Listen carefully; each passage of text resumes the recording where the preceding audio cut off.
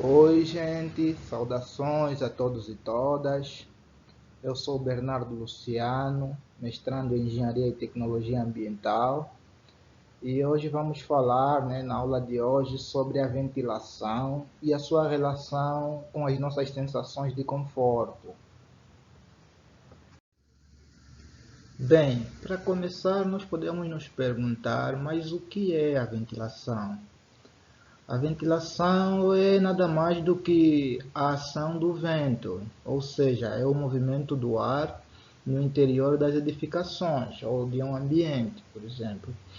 E ela pode ser produzida tanto de forma mecânica, através da utilização de equipamentos mecânicos, como vemos aqui na imagem, o ventilador, por exemplo, o exaustor de ar, e condicionador de ar, né? Que são esses exemplos aqui nas imagens que estão aqui, né? E ela também pode ser produzida de forma natural, que é o foco da nossa aula de hoje, né? E de forma natural a ventilação é obtida através de duas formas. A primeira é pela diferença de pressão e a segunda é pela diferença de temperatura. Em relação à diferença de pressão, o que a gente tem que conhecer aqui é que existe uma zona de alta pressão, que é esta zona aqui, a zona positiva, e existe uma zona de baixa pressão, que é a zona negativa. Então, temos aqui a fase bar-vento, né, que é a zona de onde vem o vento, e nessa zona aqui, nessa zona bar-vento, o vento, o movimento do ar exerce uma pressão positiva sobre a superfície. E nas outras zonas, à medida que o fluxo vai andando, né, que o fluxo do ar vai andando, ele vai baixando a sua pressão, ou seja, vai baixando a sua intensidade sobre a estrutura. E nós temos aqui a zona solta-vento, que é a zona de onde sai o vento, né? Que é a zona negativa. E essa recirculação aqui, que a gente pode perceber aqui, essa recirculação, ela pode ser provocada, né? Pode ser provocada, por exemplo, pela velocidade do vento, né? E também pela própria edificação, ou seja, pelos obstáculos que ela vai tendo ao decorrer desse percurso. Mas a tendência é que ele continue o seu curso, ou seja, ele desvia o obstáculo e continua o seu fluxo para onde o vento está indo, que podemos chamar de zona solta-vento. Quanto à diferença de temperatura, podemos partir do princípio de que o ar quente é o Sol. Esse Sol aqui. O ar quente provém do Sol, nesse caso. E então, se a gente tem num ambiente, nesse ambiente, massa de ar, né? Temos aqui essa massa de ar, são ar, e tem uma massa de ar mais quente do que a outra, nesse caso aqui na superfície o ar vai ser mais quente porque ele vai ser aquecido pelo Sol, né? E aqui embaixo nós temos uma massa de ar que é menos quente que a de cima. Então o que vai acontecer é que essa massa de ar daqui de cima, que é a mais quente, ela vai meio que atrair, né? Vai absorver essa massa de ar que está embaixo. Então, nesse caso, essa massa de ar quente que está embaixo, ela vai subir, né? Tende a subir. Como podemos observar aqui, o nosso efeito chaminé, né? O nosso efeito chaminé, que permite que o fluxo de ar excedente retire o ar quente do ambiente a partir da diferença da altura entre as aberturas. Mas para gerar esse efeito é necessário criar uma diferença de temperatura, porque quanto maior for a diferença da temperatura, maior é o movimento, né? O movimento desse ar que nós queremos proporcionar aqui dentro desse ambiente. E como podemos intensificar essa diferença de temperatura? Uma opção, por exemplo, é pintar essa superfície superior da torre, essa superfície aqui, essa superfície superior da torre, é pintar de uma cor escura, que ela vai absorver mais calor e criar uma temperatura mais alta, que vai atrair o ar interno, né, desse ambiente, que o ar desse ambiente vai atrair esse ar para fora da edificação. E uma outra opção, nesse caso, vai ser o uso de materiais que absorvem calor, como por exemplo o uso de um metal, nesse caso, né? O uso de um metal, como por exemplo, vamos supor, como por exemplo aqui temos aqui um deles, né? Que é o extrator eólico, né? Podemos usar esse material. Até temos aqui esse exemplo, né, de uma ventilação com extrator eólico e sem extrator eólico. Podemos ver aqui que tem uma diferença bem grande da temperatura. Nesse caso, a ventilação com extrator eólico aqui nesse ambiente, ela vai melhorar, né? E vai ter uma redução de temperatura de 20% em comparação à ventilação, né, no interior, né, numa residência, nesse caso, que sem o apoio do extrator eólico. Então, aqui o extrator eólico aqui é um elemento, né? É um elemento mecânico que vai otimizar a ventilação natural dentro dessa edificação. Então o ar vai aquecer, né? O ar, que é o sol nesse caso, aqui vai aquecer esse material metálico, e esse material vai servir como um sugador de ar quente que está dentro desse ambiente aqui. Então o ar quente ele vai subir. E uma coisa importante que nós temos que ter noção aqui nesse efeito chaminé é a altura. Nesse caso. A altura que a gente vai colocar a saída desse ar, essa altura não pode ser muito baixa, porque senão pode gerar o efeito contrário que a gente quer. Para que esse ar, né, que estava saindo, nesse caso, entre novamente, ou seja, para evitar que esse ar que estava saindo aqui, não entre novamente. Nesse caso, se a altura dele for muito baixa, vamos supor que tenha uma altura aqui, ao invés do ar sair, ela vai entrar para a nossa superfície. Nesse caso, ao invés de melhorar, a ventilação vai piorar. O que vai acontecer é que a temperatura nesse ambiente será muito quente, porque estará entrando o ar quente. Nesse caso, o ar que devia sair, ele estará entrando de volta. Então tem que ter atenção a essa altura. Essa altura não pode ser muito baixa.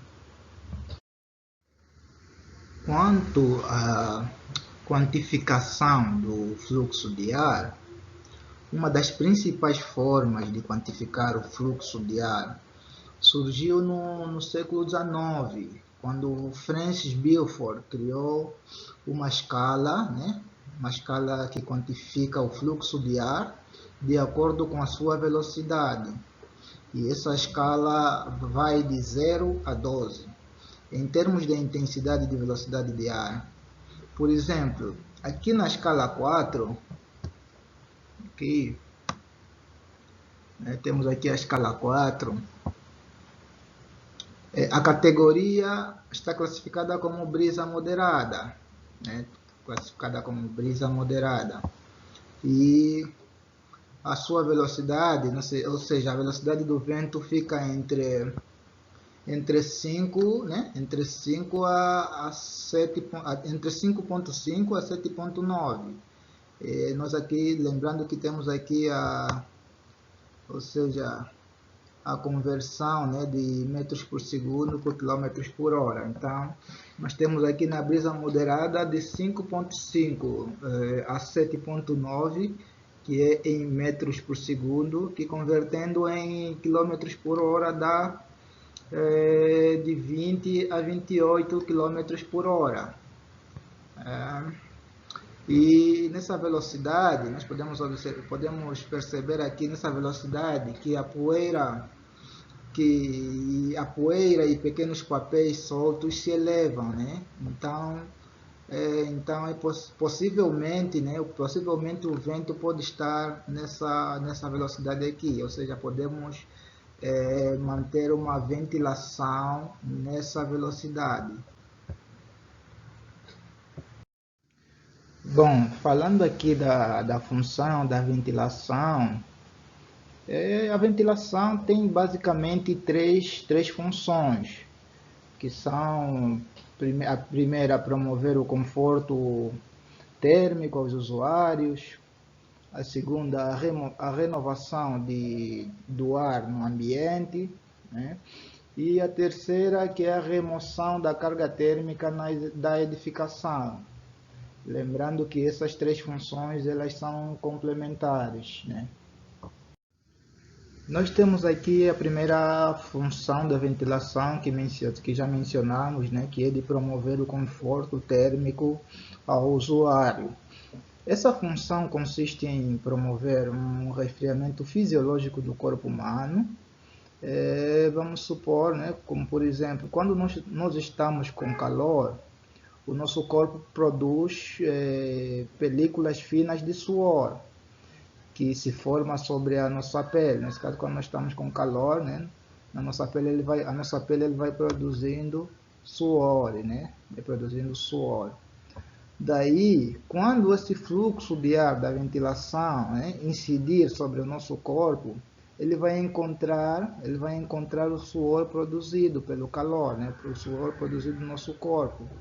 E quando ele encontrar esse suor, esse ar, né, do fluxo da ventilação, encontrar esse suor, ele vai haver uma troca térmica entre o ar que vem da corrente da ventilação, né, com o suor produzido pelo nosso corpo, que vai nos gerar uma sensação de conforto, né? Esse suor vai ser evaporado e nós vamos ter essa sensação refrescante do corpo.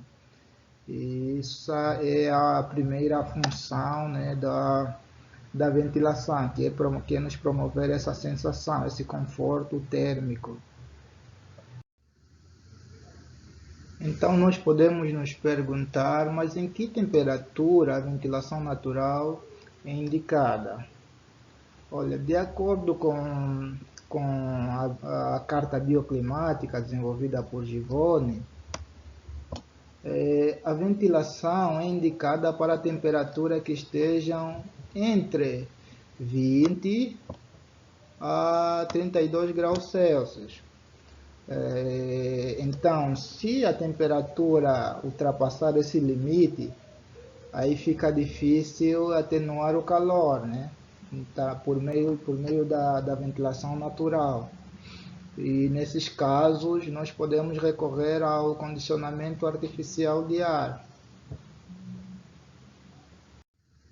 Nós temos aqui um mapa, né? Um mapa do zoneamento bioclimático brasileiro. Que está dividida em 8 zonas, né? E cada região possui sua particularidade bioclimática. E aqui do lado nós temos, temos a tabela, nesse caso, de percentual de necessidade de ventilação natural em algumas cidades brasileiras. aqui em azul nós temos cidades com grande necessidade de ventilação o ano todo, né? Como por exemplo Belém, né? Em Belém, a sua necessidade de ventilação o ano todo é de 88% e no verão é de 93,1%, que é bem grande. E cidades que estão em amarelo, né, de cor amarela, como por exemplo Florianópolis, que é a cidade onde eu vivo, eles têm grandes necessidades de ventilação apenas no verão. Temos aqui, por exemplo, a necessidade de ventilação do ano todo na cidade de Florianópolis é de 36,4%. Já no verão é bem maior, que é de 77,1%. Quanto à distribuição do fluxo de ar interno, podemos perceber nessa imagem de um quarto, vamos denominar esse primeiro quarto como quarto 1, né? Nesse quarto 1, neste quarto as aberturas estão localizadas uma na frente da outra, né? E estão em lugares opostos, nesse caso estão uma na frente da outra em lugares opostos. E o fluxo do ar interno, ele não percorre, ou seja, não tem nenhum obstáculo desse fluxo de ar. O ar entra e sai na mesma direção, não tem nenhum obstáculo dentro deste ambiente. Já na imagem 2, nós podemos observar aqui, ou seja, aqui no quarto 2, né? Aqui no quarto 2, a gente altera a posição desta abertura. Colocamos ela mais à esquerda. E podemos perceber, né, que vai haver uma modificação. Vai haver uma modificação na distribuição do ar. Ou seja, o fluxo agora já tem um desvio e passa sobre a cama, né? Sobre a pessoa que está aqui na cama. Ele tem um desvio, né? Ele entra, tem um desvio, passa sobre a cama e logo ele sai. Nesses dois casos não tem nem o errado nem o certo, né? Nesse caso vai depender muito, né, do que a gente vai querer, né? Quanto à distribuição interna do ar, né? O fluxo interno do ar. Vai depender muito do que a gente vai querer que ocorra dentro do nosso ambiente. E o que a gente aqui tem que perceber, né, o importante que nós temos que tirar daqui é que a relação, ou seja, em relação ao posicionamento das aberturas, né, dessas aberturas, ela vai gerar uma distribuição de ventilação com um fluxo diferente. Ou seja, se nós colocarmos na mesma posição, o fluxo do vento não vai ter nenhum obstáculo, né? Ou seja, ele vai entrar e sair na mesma direção. Já se a gente colocar em lugares diferentes, o fluxo também vai ser em direções diferentes. Essa é a única coisa que a gente pode tirar daqui, mas quanto ao local, ou seja, quanto à direção em que ela tem que percorrer, isso vai depender muito da necessidade da pessoa, né? Do usuário. Bem, pessoal, nós vamos terminar a nossa aula por aqui. Essas são as referências que eu utilizei nessa aula. E espero vocês na próxima aula, onde daremos continuidade das funções, né, da ventilação. Bons estudos, até a próxima.